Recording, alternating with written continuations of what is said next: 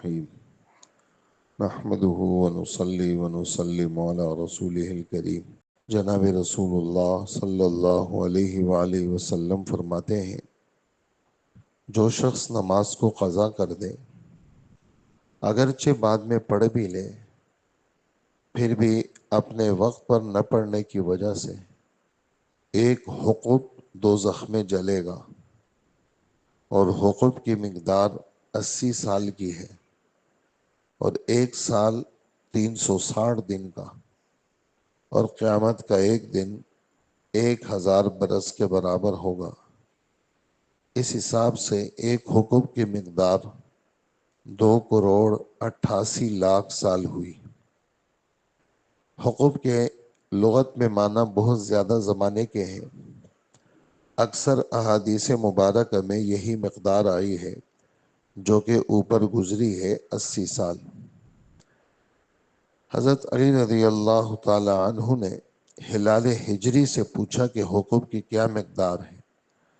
انہوں نے حقب کی 80 برس کی مقدار بتائی، اور ہر برس 12 مہینے کا، اور ہر مہینہ 30 دن کا، اور ہر دن 1000 سال کا۔ حضرت عبداللہ بن مسعود رضی اللہ عنہ سے بھی صحیح روایات سے 80 سال منقول ہے۔ حضرت ابو ہریرہ رضی اللہ عنہ نے خود حضور صلی اللہ علیہ وسلم سے یہی نقل کیا ہے کہ ایک حقب 80 سال کا ہوتا ہے، اور 1 سال 360 دن کا، اور ایک دن تمہارے دنوں کے اعتبار سے 1000 سال کا۔ یہی مضمون حضرت عبداللہ ابن عمر رضی اللہ عنہ نے بھی حضور صلی اللہ علیہ وسلم سے نقل کیا ہے۔ اس کے بعد حضرت عبداللہ ابن عمر فرماتے ہیں کہ اس بھروسے پر نہیں رہنا چاہیے کہ ایمان کی بدولت دوزخ سے آخر نکل جائیں گے۔ اتنے سال یعنی 2,88,00,000 سال جلنے کے بعد نکلنا ہوگا، وہ بھی جب ہی کہ کوئی اور وجہ زیادہ پڑے رہنے کی نہ ہو۔ اس کے علاوہ اور بھی کچھ مقدار اس سے کم و زیادہ حدیث میں آئی ہے، مگر اول تو اوپر والی مقدار کئی احادیث میں آئی ہے، اس لیے یہ مقدم ہے۔ دوسرے یہ بھی ممکن ہے کہ آدمیوں کی حالت کے اعتبار سے کم و بیش ہو۔ جناب رسول اللہ صلی اللہ علیہ وسلم کا پاک ارشاد ہے، جو آدمی ایک فرض نماز بھی جان بوجھ کر چھوڑ دے، اس کا نام دوزخ کے دروازے پر لکھ دیا جاتا ہے، اور اس کو اس میں جانا ضروری ہے۔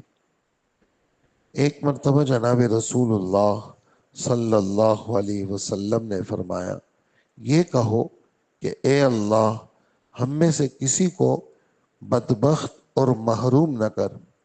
پھر فرمایا، پتہ ہے تمہیں بدبخت اور محروم کون ہے؟ فرمایا، بدبخت اور محروم نماز کا چھوڑنے والا ہے، اس کا کوئی حصہ اسلام میں نہیں ہے۔ آپ صلی اللہ علیہ وسلم کا فرمان ہے، جان بوجھ کر بغیر عذر نماز چھوڑنے والے کی طرف اللہ قیامت کے دن کوئی توجہ نہیں فرمائیں گے، اور دکھ دینے والا عذاب اس کو ہوگا۔ آپ صلی اللہ علیہ وسلم کا فرمان ہے، 10 آدمیوں کو خاص طور سے عذاب ہوگا، ان میں سے ایک نماز کا چھوڑنے والا ہے کہ اس کے ہاتھ بندھے ہوئے ہوں گے، فرشتے منہ اور پیٹھ پر اس کو مار رہے ہوں گے۔ جنت کہے گی، میرا تیرا کوئی تعلق نہیں، نہ میں تیرے لیے نہ تو میرے لیے۔ دوزخ کہے گی کہ آجا میرے پاس آجا، تو میرے لیے اور میں تیرے لیے۔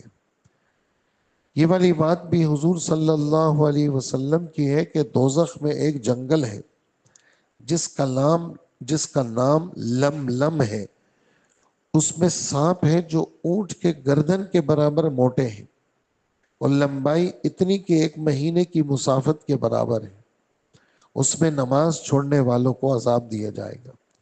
آپ صلی اللہ علیہ وسلم کا فرمان ہے، دوزخ میں ایک میدان ہے جس کا نام جب الحزن ہے، وہ بچھوؤں کا گھر ہے، ہر بچھو خچر کے برابر بڑا ہے، وہ بھی نماز چھوڑنے والوں کو ڈسنے کے لیے ہے۔ ہاں، مولائے کریم معاف کر دے تو کون پوچھنے والا ہے، لیکن کوئی معافی چاہے تو بھی۔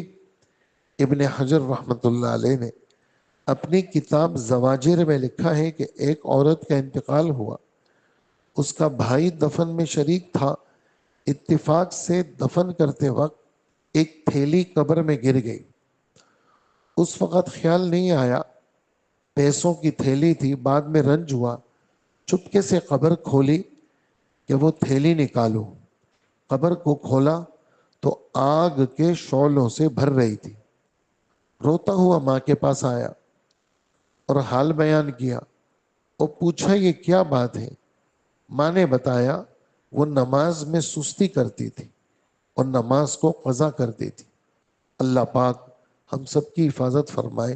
دوستو یہ باتیں اللہ پاک ہمیں اپنے گھروں میں بھی سنانے والا بنائے، ہمارے دفتر میں لوگ ہیں اس میں سنائے، ایک دو بندے ہیں وہ ایک دوسرے کو سنائیں، اکیلے ان باتوں کو پڑھیں، تعلیم کا حلقہ 15-20 منٹ روزانہ لگائیں۔ ان باتوں سے انسان کا دل زندہ ہوتا ہے اور آدمی کا خیال اللہ کی طرف آتا ہے۔ اور جتنی باتیں ہم سب نے سنی تو ہم سب تو آج تو نیت کریں کہ آج کے بعد کوئی نماز نہیں چھوڑیں گے اور جماعت سے پڑھنے کی کوشش کریں گے۔ اور پھر میں نمازی ہوں، میرا بیٹا بے نمازی ہے، میرا بھائی بے نمازی ہے، میری بیوی بے نمازی ہے، تو بے نمازیوں کی فکر کرنا یہ بھی ہمارے ذمہ ہے کہ وہ تو دوزخ میں جلے اور میں جنت میں جاؤں گا۔ تو اس لیے دوسروں پر محنت کرنا یہ سمت کی اولین ذمہ داری ہے۔ اپنی دینداری کے ساتھ دوسروں کی دینداری کی فکر اللہ نے ہمارے ذمے لگائی ہے، اور یہ فکر پیدا ہوگی تبلیغ میں نکلنے کی وجہ سے۔ تھوڑا تھوڑا اللہ کے راستے میں نکلیں گے تو آدمی کے دل میں ایک جذبہ پیدا ہوگا کہ خود میں دیندار کیسے بنوں، دوسرے لوگ دیندار کیسے بنے۔ تو نکلنے کو حقیر نہ سمجھے، یہ ہماری ترقی کا سبب ہے۔ اس لیے ہم سب نیت کریں اللہ کے راستے میں نکلنے کی کہ ہم ضرور اللہ کے راستے میں وقت لگائیں گے، تاکہ ہماری جو مذہبی اعتبار سے کمزوریاں ہیں اللہ پاک ان کمزوریوں کو دور فرمائے، اللہ ہمیں عمل والا بنائے۔ اللہم صلی علی سیدنا و مولانا محمد وآلہ واصحابہ اجمعین۔ اے اللہ ہمارے گناہوں کو معاف فرما، ہماری مغفرت فرما، خیر کا معاملہ فرما اور شر سے حفاظت فرما۔ اے اللہ ہمیں نمازی بنا، اللہ ہمیں نمازی بنا، اللہ ہمیں نمازی بنا، ہمارے بچوں کو نمازی بنا، ہمارے اہل خانہ کو نمازی بنا، تمام ایمان والوں کو نمازی بنا۔ اللہ بے نمازیوں کی فکر ہمیں نصیب فرما، ہمیں بھی پکا نمازی بنا، اور اے اللہ ہمارے ذریعے سے لوگوں کو نمازی بنا۔ ہم سب کی دعائیں قبول فرما، وصلی اللہ وسلم علی نبینا محمد وآلہ واصحابہ اجمعین، آمین برحمتک یا ارحم الراحمین۔